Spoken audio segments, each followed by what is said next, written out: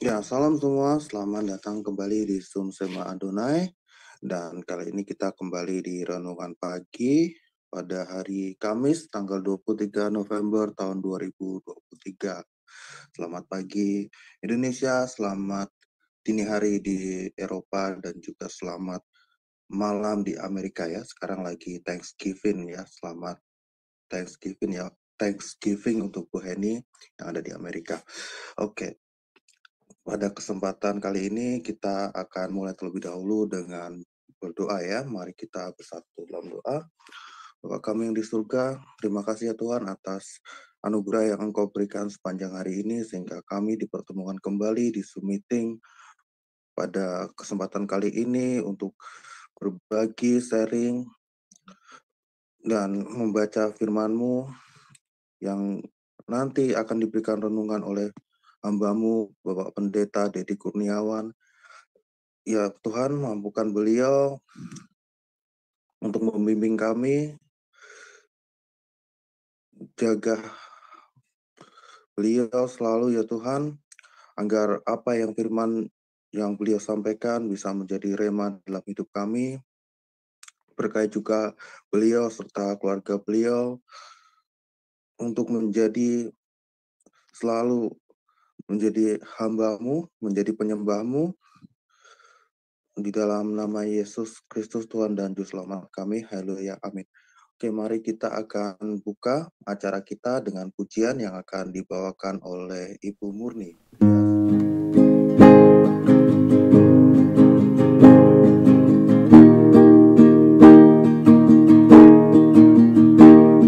Dia seperti air yang mengalir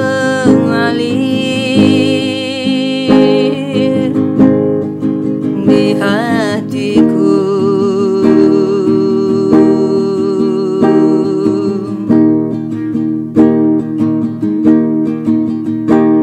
Dia seperti air yang mengalir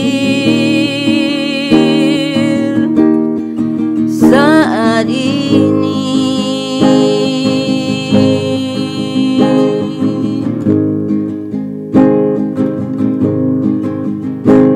Dia menjamah hatiku, juga menjamah hatimu. Dia seperti air yang mengalir.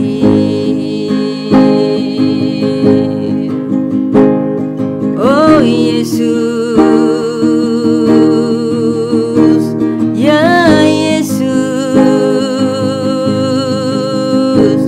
curahkan jamahan kasih-Mu. Oh Yesus, ya Yesus, jamahlah dengan kuasa Roh Kudus. Oh Yesus, ya Yesus,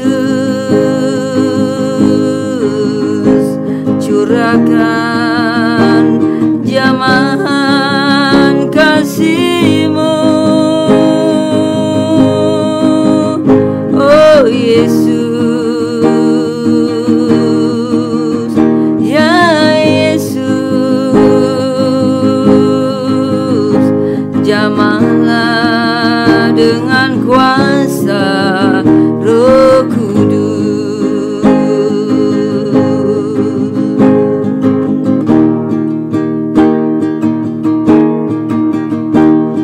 Dia seperti air yang mengalir di hatiku.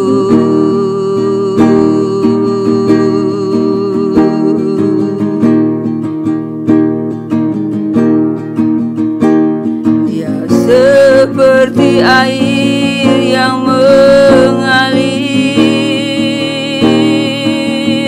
saat ini.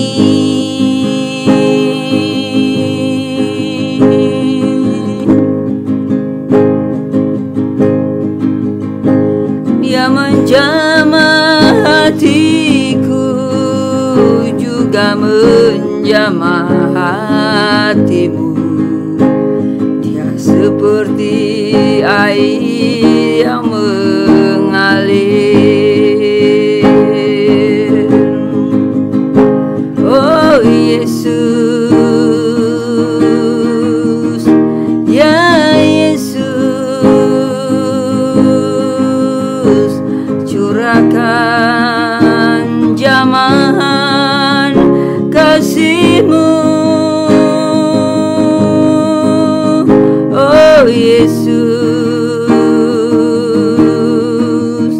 ya Yesus,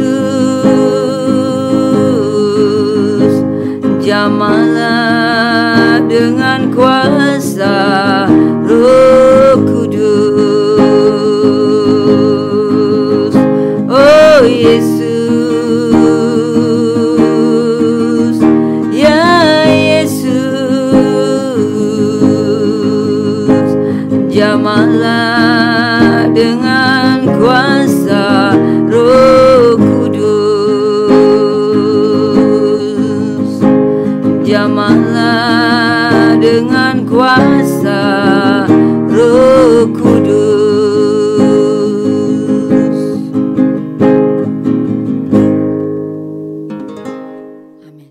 Amin, Amin. amin ya. Semoga kita juga seperti lagu tadi ya, selalu dijamah oleh Tuhan Yesus dengan Roh Kudusnya.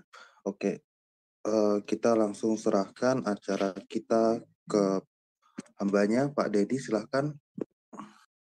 Ya baik Pak, terima kasih. Shalom Bapak Ibu Saudara semuanya, baik yang ada di Zoom maupun yang menyaksikan lewat YouTube pada pagi hari ini. Salam sejahtera bagi kita semua dimanapun saudara berada. Saya percaya tangan Tuhan menyertai dan menolong setiap kita. Pagi ini kita akan belajar bersama-sama. Renungan kita adalah menjadi penyembah yang benar atau true worshiper, saudaraku ya. Menjadi penyembah yang benar, penyembah yang sejati. Bapak Ibu, kalau kita bicara soal penyembahan, maka penyembahan itu identik dengan cara seseorang ya, itu datang kepada Tuhan dan meletakkan dirinya di bawah kaki Tuhan, saudara.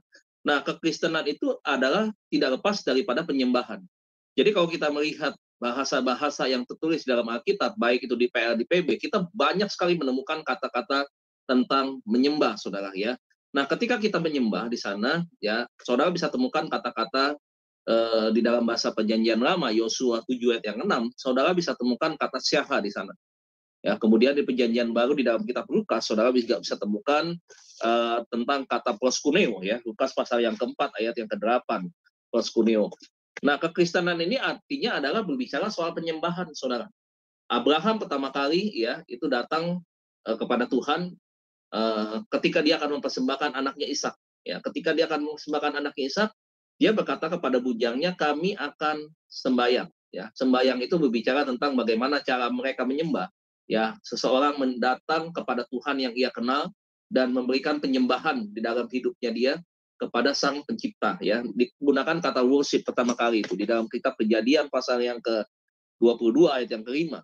Nah, Bapak Ibu, kita harus belajar dan kita mesti mengerti bahwa ketika kita menyembah, maka syarat yang utama, yang pertama adalah kita harus mengenal dulu siapa yang kita sembah. Begitu. Jadi kita bukan artinya menyembah kepada yang tidak jelas begitu. Identitas kealahannya itu tidak pernah kita tahu. Tidak demikian. Ya. Kekristenan itu bukan bicara soal ritual. Ritual-ritual agama gitu. Ritual-ritual yang dikaitkan dengan budaya-budaya atau kepercayaan-kepercayaan nenek moyang begitu. Nah, tetapi kekristenan itu berbicara tentang mengenal Allah yang benar, kemudian kita imani Allah tersebut ya, dan kemudian kita memberikan penyembahan. Roma 12 ayat 1 sampai 2 berkata bahwa kita mempersembahkan tubuh kita sebagai persembahan yang kudus dan berkenan kepada Tuhan sebagai persembahan yang sejati, saudara. Berarti dalam diri kita mempersembahkan hidup kita untuk kita ngapain? Untuk kita memberi hidup kita buat Tuhan. Bukan sekedar untuk kita memberi hidup kita kepada Tuhan, artinya kita dituntun oleh Tuhan, tetapi kita juga melakukan sebuah penyembahan, memberikan hidup kita dalam bentuk penyembahan kepada Tuhan.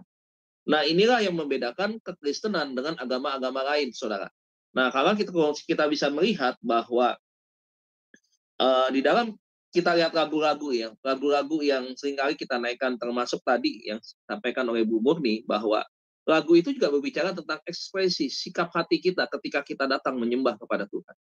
Makanya selalu saya ingatkan kepada kita semua nih, sahabat-sahabat saya yang ada di gereja juga, atau dimanapun ya, saya diberikan kepercayaan untuk melayani, bahwa kalau kita sedang ada di dalam hadirat Tuhan, kita sedang ada di dalam pujian penyembahan, langkah yang pertama adalah berbicara tentang bagaimana sikap hati kita yang memberikan penghormatan kepada Tuhan. Begitu. Jadi bukan sekedar ekspresi-ekspresi yang biasa-biasa saja. Tidak, saudaraku. Saudara tolong siapkan hati saudara ketika akan dimulai suatu penyembahan, begitu ya. Saudara harus fokus. Ya, saudara tidak usah pikirkan segala sesuatu yang lain. Karena penyembahan itu bicara soal hati, bukan pikiran. Ya, jangan mainkan pikiran begitu. Saya tahu, saya mengerti. Ketika orang sedang memuji menyembah Tuhan, dia sedang menghadapi masalah, dia sedang menghadapi pergumulan. Saya mengerti dan saya memahami.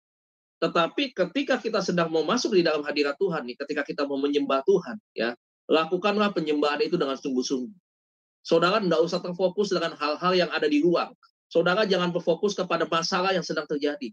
Tetapi fokus saudara adalah bagaimana sekarang ekspresi kita menyembah Tuhan. Seperti apa ekspresi kita? Ada banyak ekspresi yang ditunjukkan oleh orang ketika dia menyembah Tuhan. Boleh nggak Pak kita menangis? Oh boleh, kita merasakan hadirat Tuhan yang begitu tenang, indah, damai sejahtera. Kita merasakan satu kedamaian yang kita nggak dapatkan di tengah-tengah pergumulan permasalahan kita. Lantas kita bersyukur dan kita menangis begitu. Mengeluarkan ekspresi sukacita kita yang besar di hadapan Tuhan. Seakan-akan kita merasakan bahwa betapa indahnya gitu ketika ada bersama dengan Tuhan. Ketika kita masuk dalam hadirat Tuhan, kita merasakan satu kedekatan luar biasa, satu hubungan di dalam alam roh yang begitu dekat dengan Tuhan. Ketika kita menyembah, saudaraku, maka ini sangat baik. Roh Kudus senantiasa menuntun kita. Kita berkata dia adalah yang menjadi perantara kita dengan Bapa. Saudara, ketika kita sedang menyembah, koneksi kita dengan Tuhan, hubungan kita dengan Tuhan itu terbangun begitu bagus dengan Tuhan. Saudara. Makanya ayo saudaraku, ketika kita menyembah, hormati kehadiran Allah di sana. Ketika kita sedang memuji, bahkan termasuk kita lewat praise juga sekalipun, Bapak Ibu ya, itu bukan berarti penyembahan tingkatnya lebih tinggi, tidak. Praise itu termasuk di dalam penyembahan. Jadi makanya disebut dengan pujian penyembahan. Nah sekarang saya ingin mengajak kita semua, ketika kita menyembah kepada Tuhan, kita berikan yang terbaik buat Tuhan. Maka kita sedang membawa hidup kita, membawa diri kita menjadi seorang penyembah yang sejati. Nah oleh sebab itu hormati.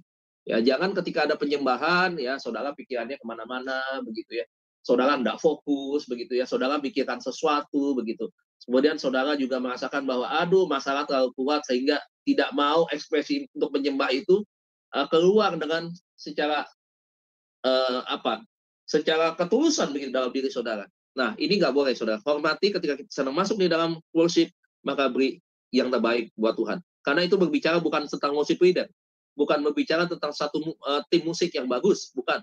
Tentang satu menara doa yang dimana jumlah pendoanya begitu banyak. Bukan itu. Tetapi berbicara tentang bagaimana Tuhan hadir di tengah-tengah lewat pujian penyembahan itu. Hadir di tengah-tengah kita. Dia merangkul kita, dia memeluk kita, bagaikan seorang bapak kepada anaknya. Nah, ini satu hubungan kedekatan yang luar biasa kita dapatkan lewat worship, saudara. Nah, Bapak Ibu saudara kasih Tuhan, kita buka Alkitab kita di dalam Yohanes pasal yang keempat, ayat yang ke-19 sampai dengan ayat yang ke-26. Saya akan bacakan buat Bapak Ibu Saudara. Mari Bapak Ibu fokus kepada Alkitab yang Bapak Ibu baca, baik itu lewat gadget, lewat handphone, ya, lewat iPad Saudara, atau lewat Alkitab yang Saudara pegang. Yohanes pasal 4, ayat yang ke-19 sampai dengan ayat yang ke-26. Demikian firman Tuhan, ya. Kata perempuan itu kepadanya, Tuhan, nyata sekarang padaku bahwa engkau seorang nabi. Nenek moyang kami menyembah di atas gunung ini. Tetapi kamu katakan bahwa Yerusalemlah tempat orang menyembah. Jadi percakapan Tuhan Yesus dengan perempuan Samaria ya. Nah, tempat penyembahan orang Samaria itu adalah di Gunung Gerizim. Jadi di atas gunung, saudara. Kemudian ayat 21 dikatakan kata Yesus kepadanya, percayalah kepadaku, hai perempuan. Saatnya akan tiba bahwa kamu akan menyembah Bapa bukan di gunung ini. Ya, ternyata Tuhan Yesus ada di gunung, di mana gunung itu adalah menjadi pusat penyembahan daripada orang-orang Samaria, orang-orang keturunan Yahudi, orang Yahudi yang kawin campur, saudaraku ya, bukan Yahudi yang asli begitu. Nah, kemudian dikatakan bahwa kamu akan menyembah Bapa bukan di gunung ini dan bukan juga di Yerusalem, kota tua Yerusalem ya. Kamu menyembah apa yang tidak kamu kenal. kata Tuhan Yesus. Dia tahu nih, kami menyembah apa yang kami kenal. Sebab keselamatan datang dari bangsa Yahudi. Tetapi saatnya akan datang dan sudah tiba sekarang. Saatnya akan datang. The next dan sekarang nih ya. Dia berbicara tentang konsep sekarang dan konsep yang akan datang begitu. Bahwa penyembah-penyembah benar akan menyembah Bapa dalam roh dan kebenaran. Dalam siapa itu? Dalam Yesus ya. Sebab Bapa menghendaki penyembah-penyembah yang demikian. Ya, Bapa menghendaki penyembah-penyembah yang demikian, menyembah di dalam roh dan kebenaran begitu. Allah itu roh katanya. Barang siapa menyembah dia harus menyembahnya di dalam roh dan kebenaran. Diulangi lagi dua kata ini, roh dan kebenaran, saudara. Ayat 25. Jawab perempuan itu kepadanya, aku tahu. Berarti dia dengar nih, karena dia belajar. Ya, dia tahu di dalam kitabnya ada ditulis tentang hal itu. Kenapa kita bisa tahu itu? Kesaksiannya dia. Aku tahu, dia bilang, bahwa Mesias akan datang, yang disebut juga Kristus. Apabila ia datang, ia akan memberitakan segala sesuatu kepada kami. Oh, ternyata orang Samaria juga percaya akan kehadiran Mesias begitu. Dan mereka pun menunggu kedatangan Mesias begitu. Ayat yang ke-26, kata Yesus padanya, akulah dia yang sedang berkata-kata dengan engkau. Sampai demikian ayat firman Tuhan, saudaraku. Saudara perhatikan ayat 23, dikatakan bahwa menyembah Bapa dalam roh dan kebenaran. Ya, bukan menyembah Bapa ya dengan cara-cara ritual. Datang mempersembahkan dengan membawa bunga begitu ya. Datang mempersembahkan dengan memberikan pengorbanan hewan begitu. Datang kepada Tuhan ya ke satu tempat begitu. Kemudian memberikan sujud sembah begitu. Tidak seperti itu, tetapi kita harus menyembah di dalam roh dan kebenaran. Ketika kita menyembah di dalam roh dan kebenaran, ada tahapan-tahapannya Bapak Ibu. Kita harus mengenal dulu siapa Tuhan kita. Alkitab ya, nanti kita akan lihat ya, Alkitab itu menulis bahwa Tuhan memperkenalkan dirinya. Nah, tetapi yang mesti kita mengerti bahwa kalau kita beriman kepada Bapa di dalam sorga, maka kita tahu bahwa dia adalah Allah yang hidup. Dari mana kita bisa tahu? Dari setiap firman yang kita baca. Ya, dari mana dia menyatakan dirinya.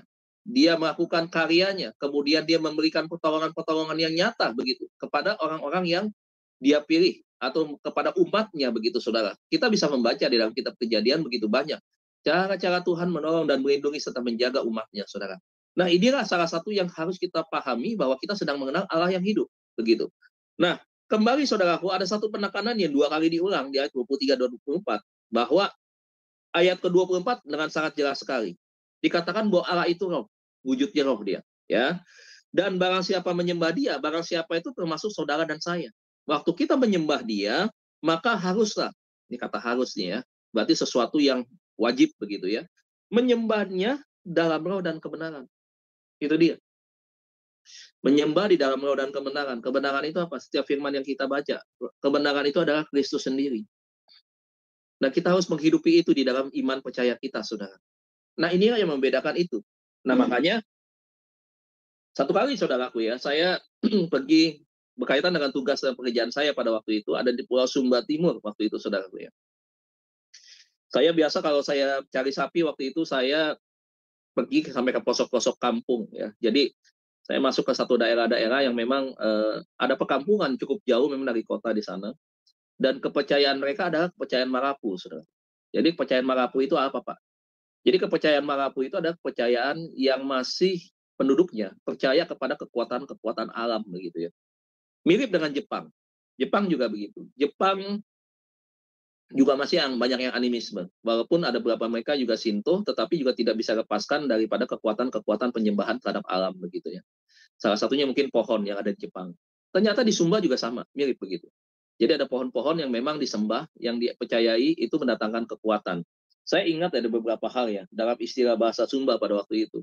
Karena anak-anak buah saya adalah anak-anak buah yang memang kebanyakan dari Sumba, walaupun dari ada beberapa daerah lain ya, seperti dari Sabu, ya Pulau Sabu, tapi kebanyakan adalah dari Pulau Sumba sendiri.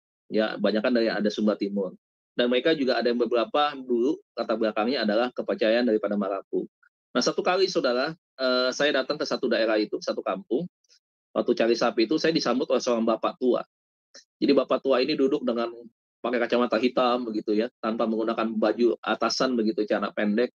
Kemudian sambil makan pinang ya, sirip pinang gitu. Ya, satu kali saya disambut dengan sirip pinang pada waktu itu, jujur saja pada waktu itu saudara, saya nggak pernah memang. Saya di Jakarta ini kan memang nggak pernah coba ya sirip pinang. tapi sebagai sebuah bentuk penghormatan kepada satu budaya tentunya, saya ambil itu. Saya coba sirih pinang, walaupun agak pahit awalnya saya makan itu, tapi enggak apa-apa begitu kan, demi satu hubungan yang baik ya, satu penghormatan kepada saudara kita yang punya budaya yang berbeda begitu. Nah, satu kali saya lihat ada sebuah tonjolan batu di tanah, saudara. Kemudian manajer saya bilang, Pak, jangan diinjak itu. Nah, waktu dia bilang jangan diinjak itu, saya tahu. Berarti ini ada sesuatu yang tidak boleh dilanggar. Begitu. Singkat cerita, saya tidak bicara dan tidak tanya dia pada waktu itu. Tetapi saya akan tanyakan nanti setelah perjalanan menuju pulang nih biasanya gitu. Kami kan suka ngobrol-ngobrol begitu ya. Nah, kemudian singkat cerita kami ngobrol pada waktu itu dengan bapak tua ini. Dan setelah itu selesai, kami dapatkan beberapa ekor sapi di daerah itu. Nah, ketika saya masuk ke satu daerah yang kedua, tiba-tiba ada pohon yang dipagari, saudara. Ada pohon yang dipagari. Karena saya nolak orangnya, saudaraku ya. Masuk ke satu daerah, lihat pohon itu besar sekali pohonnya. Jadi ada keinginan saya untuk narsis. Kalau sekarang narsis ya, istilahnya begitu. Sebenarnya udah lama istilah narsis itu. Saya akhirnya pengen foto, karena nggak dapatkan kan. Selama di Jakarta ini pohon sebesar itu tuh nggak ada. Amat sangat susah, sudah tidak ada lah di Jakarta pohon besar begitu. Jadi saya buka tangan saya selebar-lebarnya, itu tidak bisa kepeluk itu pohon. Besar sekali, ya ampun itu pohon. Saya bilang, wah ini bagus sekali, indah sekali ini. Mungkin ratusan tahun itu usianya. Gitu. Lantas saya lihat, saya kagumi itu pohon. Saya lihat itu akarnya sudah mulai mumbul keluar dari tanah. Besar sekali akarnya begitu. Nah, lantas ada di bawah ketika saya lihat itu, ada di batang pohon, ada dibikin sebuat seperti lubang begitu, saudara. Seperti dibuat lubang.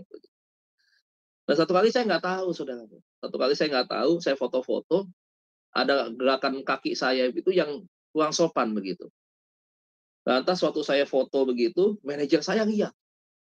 Lalu manajer saya bilang, waduh Pak, celaka Pak, celaka Pak. Dia bilang, aduh Bapak, katanya dia bilang, aduh Pak, saya nggak berani Pak, saya nggak berani. Dia bilang begitu. Wah, kelihatan panik begitu. Wajahnya tuh ketakutan sekali. Terus dia bilang begini, aduh Pak, dia bilang, dia nggak ngomong sama saya tuh, dia marah sama saya begitu. Sampai akhirnya singkat cerita nih Bapak Ibu ya, dia bilang, Pak, saya sebaiknya kita tidak usah pulang dulu, dia bilang begitu. Kita sudah tidak boleh, jangan balik ke Waingapu dulu Pak, dia bilang. Sebaiknya kita tahan saja di sini satu malam, dia bilang. Kenapa? Saya bilang gitu. Itu tadi Pak, foto dengan gaya yang kurang bagus. Kaki Bapak itu melebarkan tempat di mana biasanya orang datang untuk sembahyang di situ, dia bilang. Waduh, dia bilang, ini bahaya Pak, akan bisa celaka Pak kita nanti kalau kita pulang ke Waingapu, dia bilang. Lantas saya bilang begini, saya minta maaf, saya bilang, karena saya tidak tahu, saya bilang, saya orang Jakarta, saya melihat sebuah pohon yang penuh dengan keanehan begini, besar begini, punya daya tarik, saya bilang, saya foto dan saya tanpa sadar gerakan itu, saya bilang. Dia bilang, iya Pak. Beberapa anak buah saya juga seperti ketakutan. Dan mereka bilang, Pak, saya tidak mau pulang. Saya tidak mau pulang, biar kami tinggal di sini saja. Nah, saya kan tidak bisa tinggal di satu perkampungan yang tidak ada listrik, gelap begitu, saudaraku ya. Kemudian sampai bermalam, sampai besok, begitu. Nggak mungkin, saya nggak akan kuat jika tidur di dalam mobil, begitu. Singkat cerita, akhirnya saya putuskan begini, ya sudah Pak, karena saya yang sudah berbuat, saya bilang begitu, saya tanggung resiko, saya bilang. Saya yang pulang, besok Bapak saya suruh anak buah jemput lagi ke sini. Bagaimana? Saya bilang gitu. Karena dia kekeh, dia nggak mau pulang. Akhirnya saya bilang, ya udah, oke, saya pulang. Saudara tahu apa yang terjadi? Saya minta bantuan seorang anak untuk saya dituntun jalan keluar, kemudian sampai pertengahan jalan di mana sampai itu adalah batas jalan ke ujung-ujungnya adalah jalan raya. Diantar sampai sana, saudara. Akhirnya saya tinggal mereka. Waktu saya tinggal mereka mungkin berpikir, wah Pak Deddy akan celaka, akan apa-apa akan terjadi sesuatu yang tidak baik begitu. Dan mereka nggak tahu lah apakah mereka berdoa, saya juga kurang tahu apakah mereka juga marah begitu, mengizinkan saya misalkan juga akan terkena sesuatu karena saya melanggar begitu ya. Tapi pada akhirnya saya sampai. Saya pulang sendiri, saya bawa mobil pantar itu, saudaraku, saya sampai di Waingapu. 3 jam perjalanan lebih ya, saudara, hampir 4 jam sampai saya di Waingapu. Dan tidak terjadi apa-apa begitu.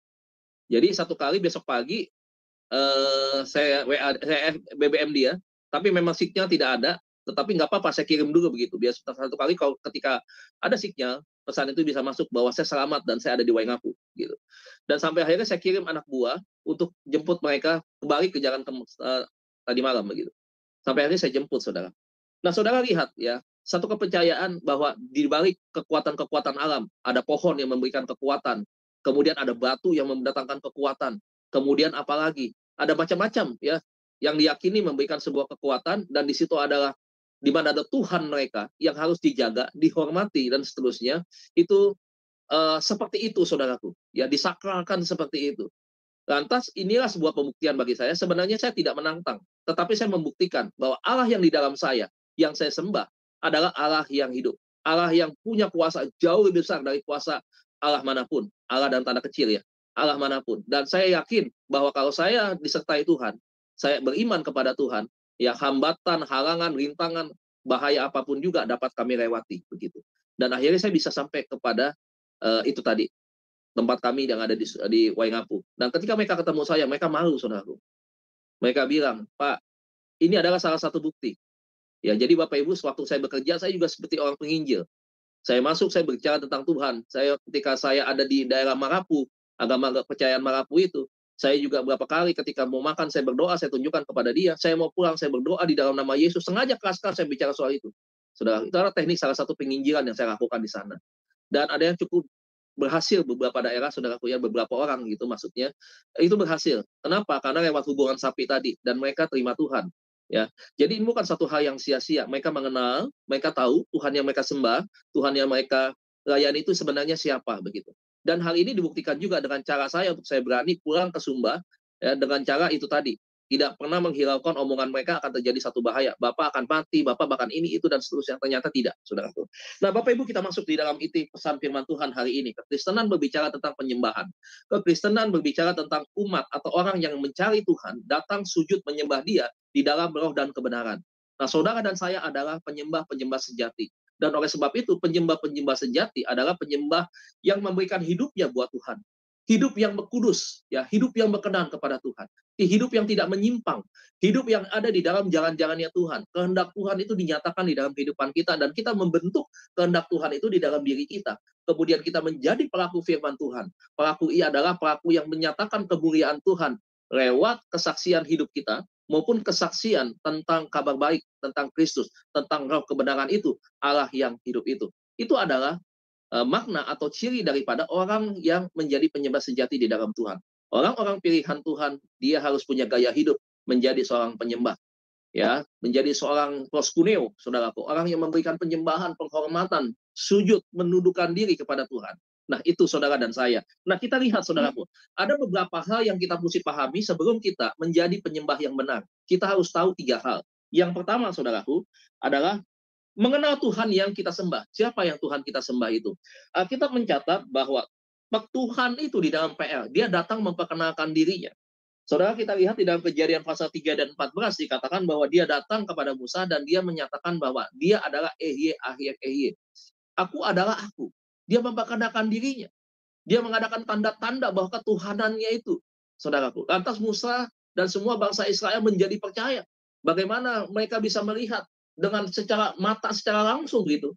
Satu karya yang begitu luar biasa, saudaraku. Ada tiang awan, tiang api. Bagaimana Tuhan menyertai mereka dengan tanda-tanda yang luar biasa.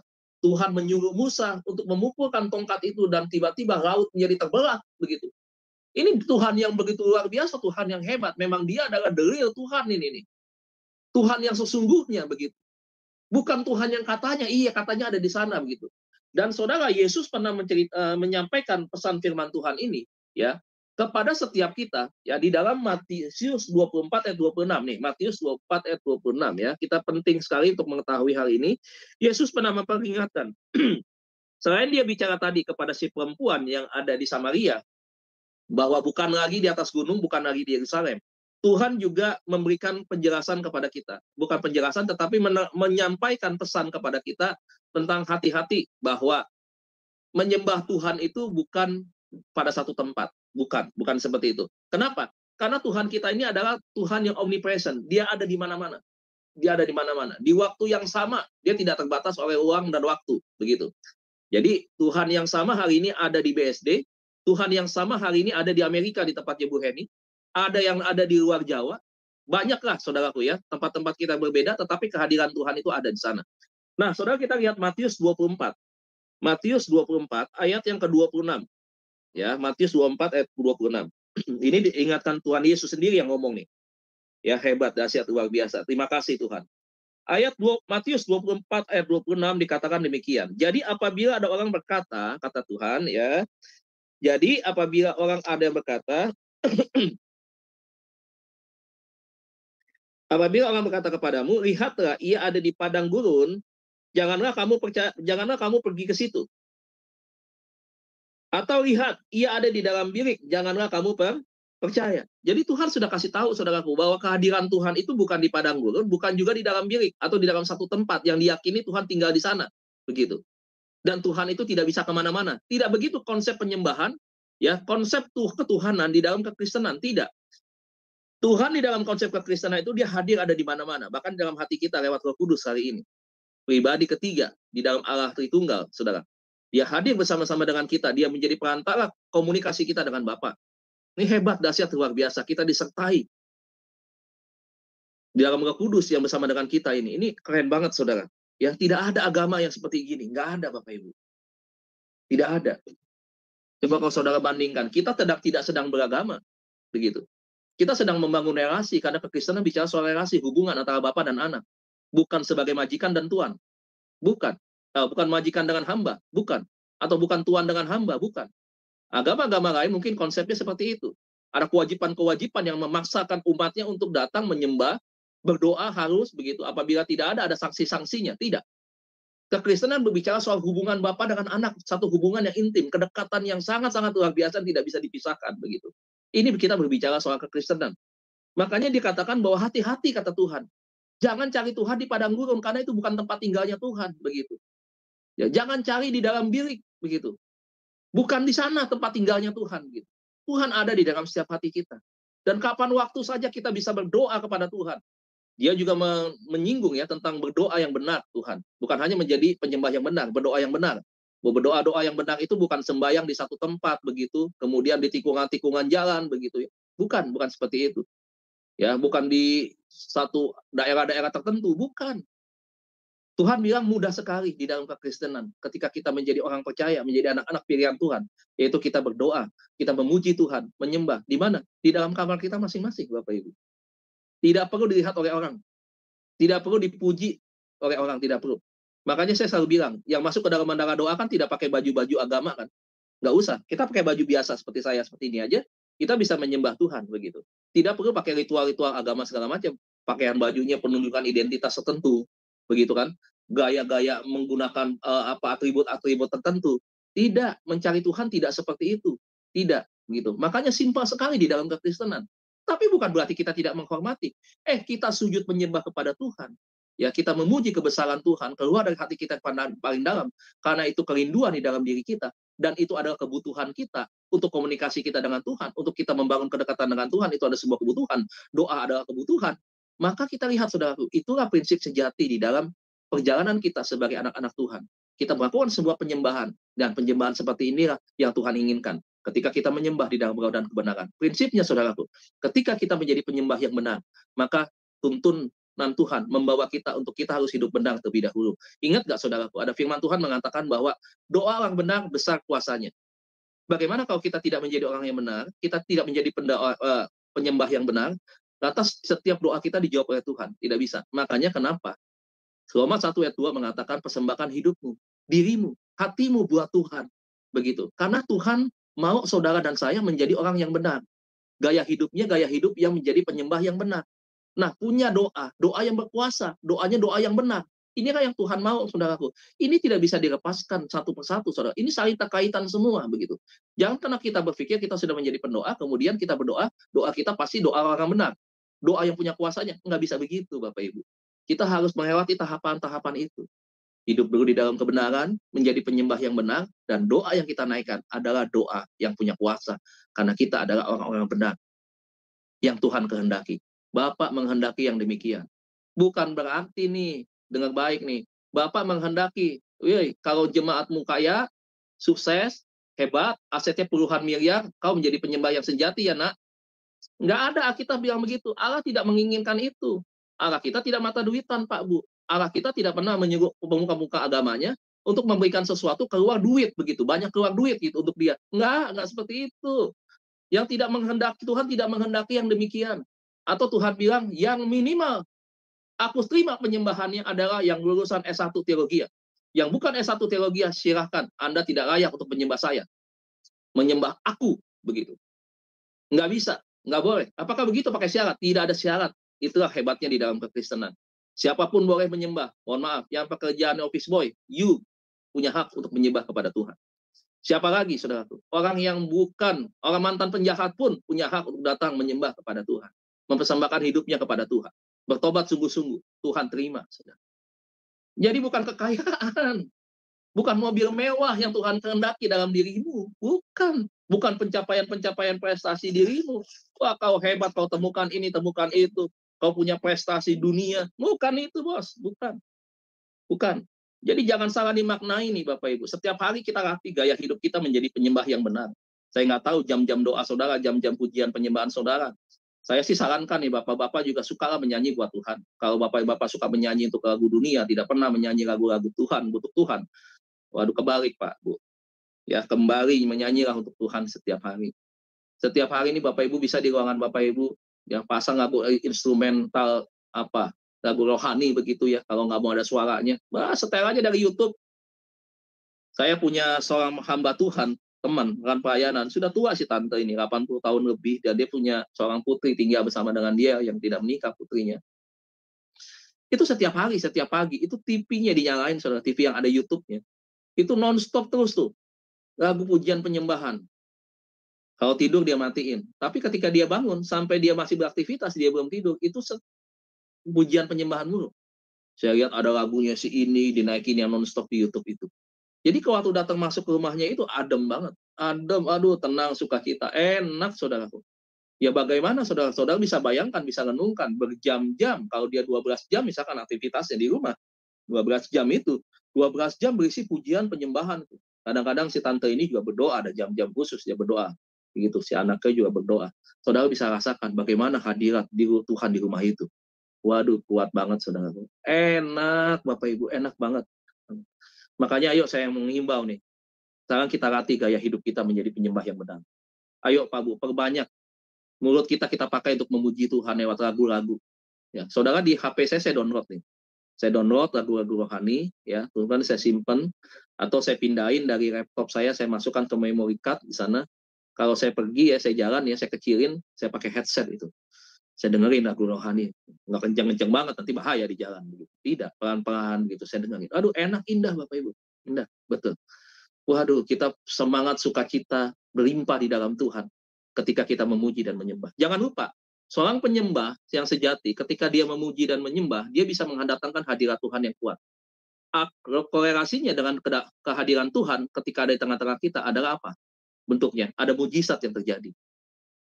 Ketika kita memuji menyembah Tuhan, ada mujizat, kesembuhan terjadi. Ada kelepasan di sana. Orang yang terikat ketika kita menyanyi lagu-lagu tentang kebesaran Tuhan, kebaikan Tuhan begitu. Itu bisa manifestasi itu Bapak Ibu. Nyanyi doang, begitu.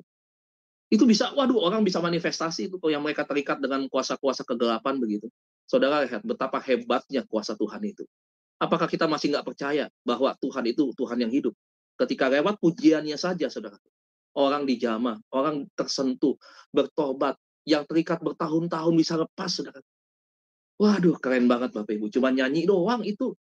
Ya, ini keren. Ya, sama seperti Daud kan. Ketika Saul sudah dimasuki roh jahat begitu. Dia mengambil kecapi, dia menyanyi buat Tuhan. Waduh, lega hatinya Saul. Saudara itu lihat, ada power, ada kuasa yang besar lewat pujian dan penyembahan. Makanya Daud melatih kita menjadi doa pujian penyembahan.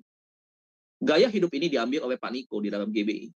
Gaya hidup doa pujian dan penyembahan. Semua jemaatnya, saudara, ratusan ribu dan ribuan gereja di bawah GBI Gatsu, Gatot Subroto, diajar jemaat mereka menjadi jemaat yang itu tadi, punya gaya hidup ilahi, memuji di dalam doa, pujian, dan penyembahan. Tapi bukan cuma punya Pak Niko ini kan punya kita semua, karena memang Tuhan menghendaki kita untuk seperti itu, menjadi penyembah-penyembah yang sejati. Ayo maju terus penyembah-penyembah sejati yang ada di dalam Zoom ini, yang sedang menyaksikan live ini. Anda adalah penyembah sejatinya Tuhan. Anda dahsyat, Anda punya kuasa, Anda hebat, luar biasa. Kenapa? Karena Tuhan, Anda dipakai Tuhan yang sangat hebat. Makanya Anda menjadi orang yang hebat. Jangan pernah merasa ketakutan begitu ya, merasa nggak enak dibilang Anda hebat. Betul, saudara hebat. Kenapa? Karena ada Tuhan yang maha hebat bersama dengan saudara. Karena saudara orang pilihan, anak-anaknya dia, saudara pun akan menjadi orang yang hebat. Begitu. Jadi jangan hebatnya itu dipakai untuk sombongan kita, tapi hebatnya betul, saksikan. Karena kita punya Tuhan yang maha hebat yang ada dalam diri kita. Jadi jangan, oh kamu hebat. Oh enggak lah, saya bang nggak hebat. Ngomong, yes saya hebat. Karena di dalam diri saya dituntun oleh Tuhan yang maha hebat. Yesus Kristus, itu kesaksian. Kalau saudara bilang, enggak lah, yang hebat mah Tuhan. Betul, yang hebat Tuhan.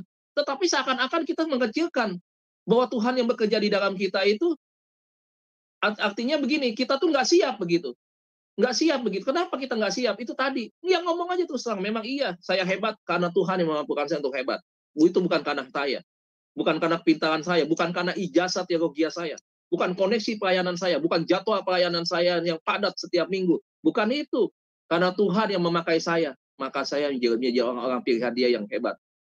Begitu dong. Jadi orang kan pengen yang namanya hebat. Mereka akan datang, ya. Oke, Bapak Ibu. Ya, maju terus buat Shema Adonai, worship, ya. Yang kedua, saudaraku, bagaimana caranya kita mengenal atau kita menjadi penyembah yang sejati? Yang kedua adalah kita harus menyembah di dalam roh dan kebenaran. Ini tidak boleh dilepaskan, saudaraku. Ya, menyembah di dalam roh dan kebenaran itu kita bangun dari mana, saudaraku? Dari setiap hubungan kedekatan kita lewat firman yang kita baca. Kita temukan roh dan kebenaran itu. Roh Kudus dalam diri kita menuntun, mengingatkan kepada kita untuk waktu-waktu kita belajar. Nah, Shema Adonai sudah memenuhi persyaratan ini. Apa itu? Setiap minggu, bukan setiap hari. Bukan setiap bulan. Setiap hari, 7 hari dalam 1 minggu. Belajar firman. Saya belum ketemu nih komunitas yang seperti ini. Beberapa kali Shema Adonai selalu saya menjadi bahan motivasi saya untuk menyampaikan kepada jemaat lain, kepada komunitas-komunitas lain. Lu kalah lu. Berapa kali saya tunjukkan nih Shema Adonai. Bukan karena pengen lihat diri saya, bukan. Tapi saya lihat tuh. Setiap pelajarannya setiap hari juga. Waduh, pelajaran berbobot. Saya suka lihatin nih pelajaran ini, pelajaran berat di STT nih. Saudara sudah makan, bukan lagi makan makanan yang lembek tuh. Saudara sudah makan makanan yang udah dewasa nih, orang dewasa makanannya. Ya, kalau dalam istilah nih, istilah Alkitab, saudara sudah makan makanan yang keras itu. Sudah dewasa berarti, saudara.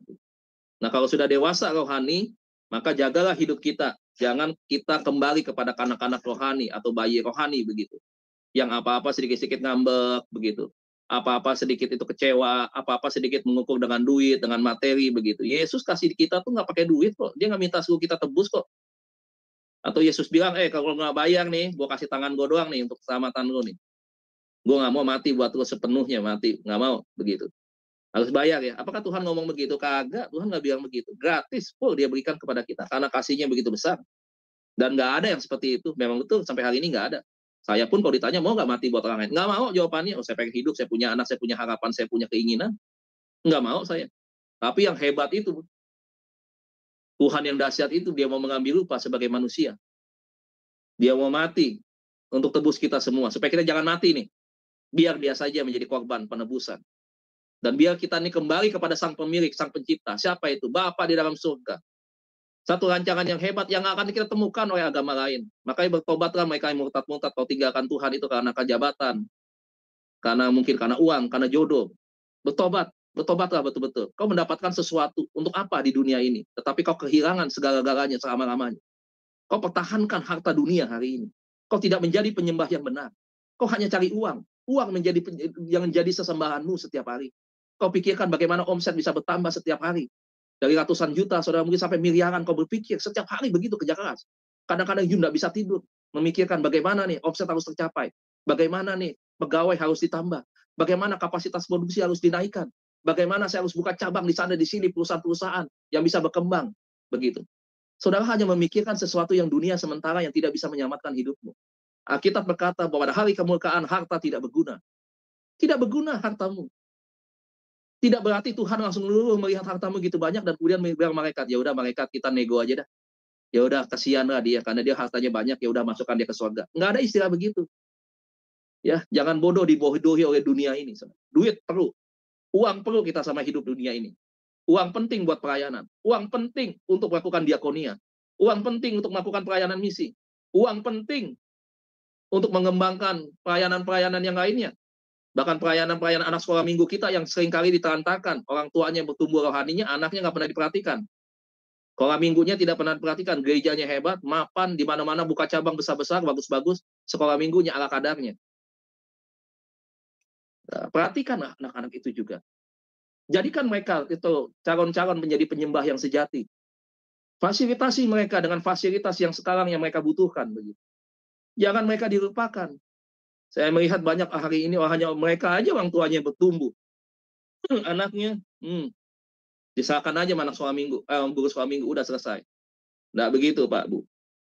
Menjadi penyembah yang sejati hari ini, saudara harus fokus kepada firman.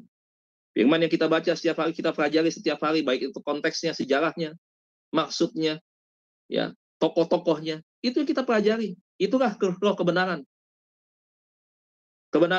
Itu adalah kebenaran yang kita terima, yang kita cari, yang kita pelajari di dalam tuntunan Roh Kudus. Ya, jadi itu yang kedua, saudaraku ya. Kita harus menyembah dalam roh dan kebenaran. Belajar seperti seorang wanita yang di bawah kaki Tuhan Yesus. Ketika dia di bawah kaki Tuhan Yesus, dia rindu.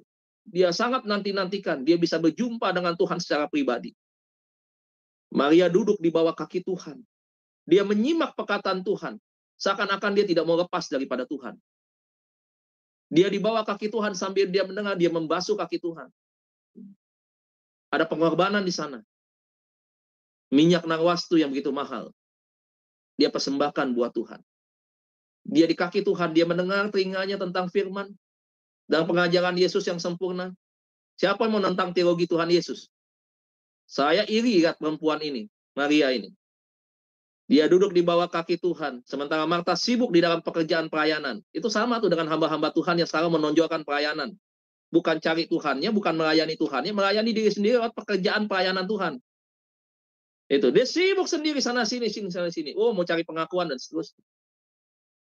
Tetapi Maria tidak. Maria tidak mau menonjolkan dirinya. Menyibukkan dirinya dengan pekerjaan pelayanan Tuhan. Yang dia butuh, yang dia mau adalah Tuhan itu sendiri. Dia ada di bawah kaki Tuhan. Dia sujud, menyembah. Dia mendengar Tuhan berbicara. Dia membasuh kaki Tuhan, memberikan tanda kasih dan penghormatannya sebagai sebuah simbol itu. Ayo, sekarang lihat orang Kristen. Kemana gaya hidupmu hari ini? Jangan pernah lupakan panggilanmu dan panggilan saya hari ini kita menjadi penyembah yang sejati. Bangun iman saudara, pertumbuhan iman saudara untuk saudara belajar di dalam kebenaran firman. Jadi yang pertama, saudaraku, bagaimana kita menjadi true worshiper atau penyembah yang sejati, penyembah yang benar, saudara. Yang pertama adalah kita harus mengenal Tuhan yang kita sembah. Itu yang pertama. Syarat utama itu, nggak boleh tawar-tawar. Ya. Dia Tuhan yang hidup atau bukan nih? Tuhan yang memperkenalkan diri atau tidak nih? Kalau agama mencari Tuhan, agama supaya tidak kacau. Agama itu adalah usaha manusia untuk mencari Tuhannya. Yang katanya, ini adalah Tuhannya. Tapi Tuhannya tidak bisa menunjukkan tanda-tanda kebuktian tentang kealahannya. Tetapi kekristenan berbicara tentang Allah yang datang kepada manusia. Satu, sebelum Yesus datang, dia memperkenalkan diri kepada Musa. Yang kedua, dia datang lewat Teofani. 3 orang yang hadir, berjumpa dengan Abraham. Dan itu adalah Yesus. Allah yang mengambil rupa manusia dan dia bisa makan. Itu adalah kehadiran Yesus. Dia datang memperkenalkan diri, memang dia hidup. Begitu. Kalau orang sampai murtad sih Bapak Ibu. Saya bingung mau ngomong apa. Sampai tinggalkan jalan yang udah benar. Seperti pesan Tuhan kepada Yosua, jangan menyimpang ke kanan ke kiri ya. Ke kiri itu biasa tuh kehidupan dunia. Yang ke kanan, lu penyesatan-penyesatan tuh. Di balik ajaran-ajaran maupun agama lain. Gitu. Dan akhirnya sampai menyimpang. Aduh. Bapak Ibu. Ya kita berdoalah untuk itu ya. Makanya bangun pengajaran gerejamu menjadi pengajaran yang kuat. Bangun gaya hidup jemaatmu menjadi jemaat yang punya gaya hidup surgawi. Begitu. Apa? Pujian dan penyembahan. Surga berbicara tentang pujian dan penyembahan. Tuhan melatih kita untuk kita itu. Begitu. Jadi yang kedua adalah bagaimana kita menyembah di dalam roh dan kebenaran. Ya, bangun ini terus Bapak Ibu. Bangun. Pak, saya suka kalau pujian dan penyembahan itu beramai-ramai. Ya nggak apa-apa, kumpulkan aja di rumahmu. Ada anak, ada mertua, ada adik, ada istri, ada suami. Ayo, bangun sama-sama. Saya suka ya kalau Bu Murni tadi memainkan pujian ya. Selama ini kan saya tahu Bu Murni ya. Menaikkan pujian, bisa gitar begitu. Itu indah banget, indah banget. ya, sambil menguji di rumah, ya, baca firman atau dengar firman, ya, atau dengar khotbah dari YouTube sambil kita menaikkan lagu pujian. Aduh, coba Bu, kita renungkan, enak banget, nyaman banget, tenang banget. Tuh, betul. Udah ada itu mah, ada penyerahan total hidup kita dah udah sama Tuhan. Tuhan, jadilah kehendak-Mu atas hidupku. Udah, kita nggak mikirin yang lain-lain. Tapi selama kita mendahulukan Tuhan, mencari Tuhan di dalam roh dan kebenaran, ya kita tahu Tuhan ada prioritas. Saya yakin Bapak Ibu, bukan kita dilatih menjadi orang yang malas, bukan. Bukan Tuhan melatih kita menjadi orang yang pasif, bukan. Saya yakin kalau kita mengutamakan Tuhan, fokus kepada Tuhan, apa yang menjadi pergumulan kita, apa yang menjadi ide, gagasan, rencana kita, keinginan kita, pasti Tuhan akan tuntun dan Tuhan sertai. Jadi jangan pernah khawatir Bapak Ibu, ya. Jangan pernah khawatir tentang hal itu. Yang ketiga, saudaraku, ya, bagaimana kita menjadi penyembah yang benar? Yang ketiga adalah selalu berdoa dan memuji. Kisah Rasul 16 ayat 25 sampai 26. Kita baca nih ayat terakhir. Kisah Rasul pasal yang ke-16 ayat 25 sampai dengan ke-26. Kisah Rasul 16 ayat yang ke-25-26. Demikian firman Tuhan. Ayat 24 dulu ya Bapak Ibu ya, biar jelasnya ada di mana dia, dua orang ini. Ya. Ayat 24 berkata, sesuai dengan perintah itu, kepala penjara memasukkan mereka, Paulus dan Silas maksudnya, ke ruang penjara yang paling tengah, dan membelenggu kaki mereka dalam pasungan yang apa? Yang kuat, bukan yang sekedar ada ikatannya doang, begitu. Atau sekedar ikatan yang biasa-biasa begitu. Atau dengan menggunakan sebuah tali begitu, tidak. Tetapi ini dengan rantai nih Bapak Ibu ya. Kemudian dikatakan ayat 25, tetapi kira-kira tengah malam. Wah, ini tengah malam berapa nih? Jam 12 kah? Ngapain dia, Paulus dan Silas? Paulus dan Silas dimulai dengan apa? Berdoa. Setelah dia berdoa apa? Nggak cukup dengan berdoa dia. Dia menyanyikan puji-pujian kepada siapa? Kepada Allah yang hidup. Ya. Kepada Allah Israel. Allah Tritunggal yang kita sembah di dalam nama Tuhan Yesus yang kita kenal. Sebagai juru selamat kita. Dan orang-orang hukuman lain mendengarkan mereka. Doanya didengar, pujiannya didengar oleh mereka semua nih. Tapi bukan sekedar didengar. Apa yang terjadi, saudaraku? Lihat ayat 26. Akan tetapi terjadilah gempa bumi yang hebat, sehingga sendi-sendi penjara itu goyah. Dan seketika itu juga terbukalah semua pintu dan terlepaslah belenggu mereka semua. Coba lihat nih. Yang doanya di satu ruangan Paulus dan Silas. Ketika mereka memuji dan menyembah Tuhan, terjadi gempa yang sangat hebat. Lantai-lantai penjara, semua pintu-pintu penjara itu terbuka tuh, saudara. Ini bicara soal apa? Ini bicara soal dampak dari pujian, doa pujian kepada Tuhan. Saudara bisa lihat dampaknya begitu hebat. Kembali Pak Bu, kita renungkan, kenapa bisa terjadi yang seperti ini? Karena inilah dia adalah Tuhan yang hidup. Dia Tuhan yang betul-betul, Tuhan yang bukan katanya, bukan dengar dari orang, tetapi Tuhan yang betul-betul menyatakan dirinya. Dulu kepada Musa, kepada kita, lewat inkarnasi Yesus yang mengambil rupa sebagai manusia. Dan kembali dia menyatakan itu. Jadi Allah itu yang ketiga, dia bertakhta di atas pujian. Jadi Allah kita yang kita sembah, dia adalah Allah yang hadir lewat pujian dan penyembahan. Saudara bisa lihat lewat pujian dan penyembahan betapa hebatnya kuasa. Bisa mendatangkan gempa, Pak Bu. Pak, jangan begitu. Saya doa di dalam ruangan apapun tidak terjadi apa-apa karena kita harus belajar seperti Paulus hidupnya. Tadi kan saya bilang menjadi penyembah yang benar bukan cara jago kita nyanyi, kita bisa berbahasa roh, kita bisa bermazmur. Bukan itu. Tetapi memang kita sudah melatih diri kita menjadi orang yang benar terlebih dahulu. Begitu, gaya hidupnya benar, kita hidup dalam kebenaran. Makanya kita bisa melakukan seperti apa yang dilakukan oleh Rasul Paulus. Jadi Bapak Ibu jangan pernah takut, jangan pernah khawatir ya, bahwa apapun omongan orang tentang Yesus yang ada di YouTube. Kita menyembah manusia lah, kita menyembah manusia yang mati lah, kita menyembah bangkai lah, ini itu dan seterusnya. Jangan didengerin, doakan mereka. Jangan dibalas kebencian dengan kebencian. Kebencian dikalahkan oleh kasih. Dan oleh sebab itu doakan, ampuni mereka, minta mereka kalau kita dengar. Yang kita nggak kenal pun ketika di YouTube ngomong seperti itu, doakan mereka. Syafaat kita menjadi pengantara untuk mengubah kehidupan orang lain. Begitu. Jangan kita balas dengan dendam, dengan kebencian. Wah, kita kena Bapak Ibu, virus itu nyangkut di kita tuh. Bukannya kita berdampak buat mereka, mereka berdampak buat kita, dan dampak mereka ke kita itu negatif. Nah, makanya hari ini kita belajar. Ayo Pak Bu, 3 hal ini. Ya, saya tutup. Mengenal Tuhan yang benar, yang pertama. Ya, yang kedua, saudaraku, menyembah di dalam roh dan kebenaran, jadikan ini sebagai gaya hidup. Yang ketiga adalah selalu berdoa dan memuji Tuhan. 3 ini, saudara harus bangun. Oke, pengenalan Tuhan yang benar sudah kita miliki, ya, sudah kita kenal, sudah kita tahu. Tinggal 2 ini kita bangun terus, kita pertahankan ini terus di dalam gaya hidup kita, dalam iman percaya kita, di dalam kedewasaan iman kita, bahwa kita mau mempersembahkan hidup kita sebagai persembahan yang kudus, dan kita menyadari, kita memahami bahwa saudara dan saya dipanggil untuk menjadi true worshiper-nya Tuhan. Tuhan Yesus berkati kita semua pagi hari ini. Sukses selalu, selamat beraktivitas, tangan Tuhan menolong dan menyertai setiap kita. Amin. Itu firman. Amin, amin. Terima kasih hambanya ya sudah menyampaikan firman-Nya tadi. Oke, seperti yang tadi dikasih tahu oleh Pastor Dedi ya, bahwa salah satu hal yang perlu kita lakukan adalah tetap memuji Tuhan ya. Dan kali ini kita akan bernyanyi lagu rohani ya. Pujian berikutnya dari Ibu Murni, ya Tuhanku, aku hendak bernyanyi. Silakan operator.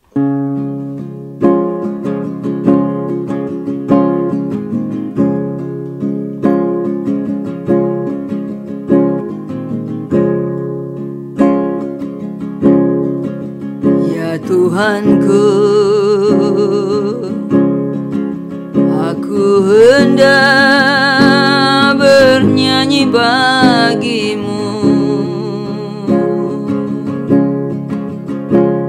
selama aku hidup.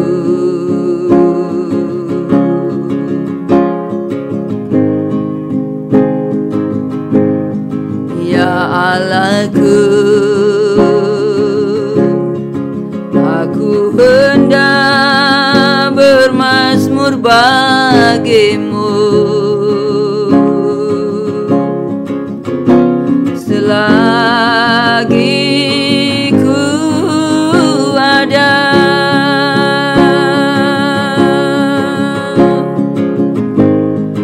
Inilah yang ku renungkan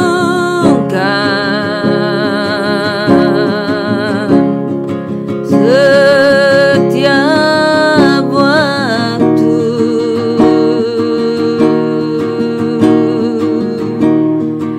Nyanyian, pujian dan pengagungan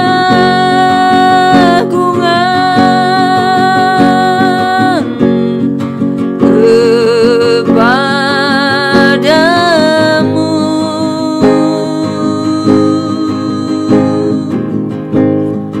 Dalam manis kau dengar Tuhan, manis kau dengar Tuhan, dan hatiku bersuka karenamu.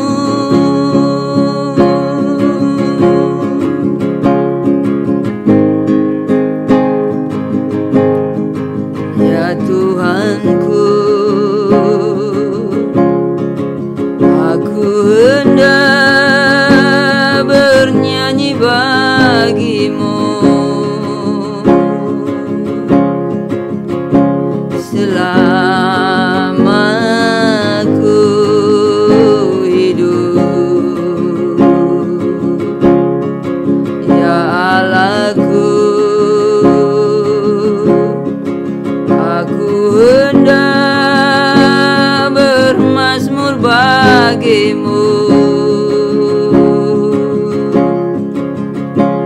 selagi ku ada.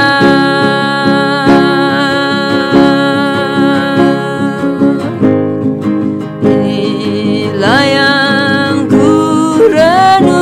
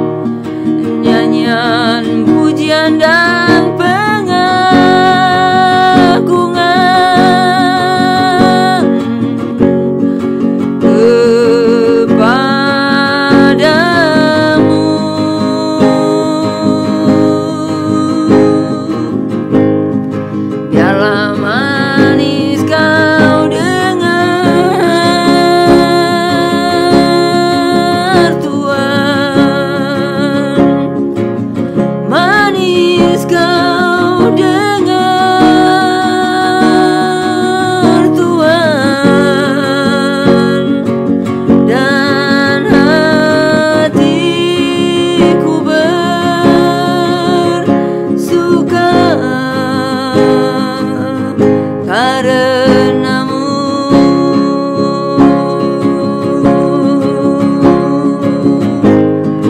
Biarlah manis kau dengar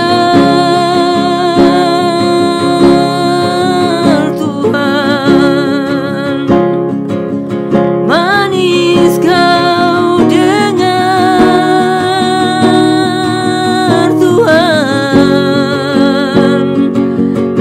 dan hatiku bersuka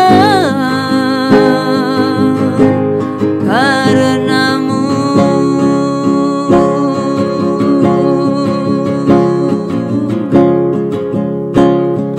Dan hatiku bersuka karenamu.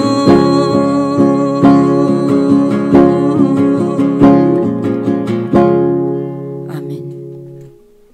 Kita selalu bersuka dalam memuji dan menyembah Tuhan ya.